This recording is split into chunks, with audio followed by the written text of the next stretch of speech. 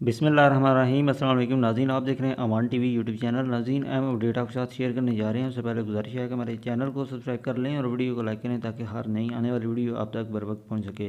नाज़रीन, ज़िमनी इलेक्शन है, हल्का PV 32 से आपको जब अपडेट करने जा रहे हैं। सुन्नी इत्तेहाद कौंसिल के चौधरी परवेज़ इलाही और मुस्लिम लीग काफ के चौधरी मूसा इलाही के दरमियान ये जो सख्त मुकाबला जो जारी है और इस वक्त चौधरी मूसा इलाही जो है नाकाबिल शिकस्त जो है वो दिखाई दे रहे हैं। अभी तक की जो सूरत हाल है, अभी तक के जो गैर हदमी गैर सरकारी नताइज जो हैं, जो अभी तक हमें मसूल हुए हैं, उसके मुताबिक मीडिया ज़राए के मुताबिक जो नताइज हमें मसूल हुए हैं, उसके मुताबिक चौधरी मूसा इलाही इस वक्त जो है वो बहुत मार्जिन के साथ जो है वो लीड जो है वो हासिल कर चुके हैं।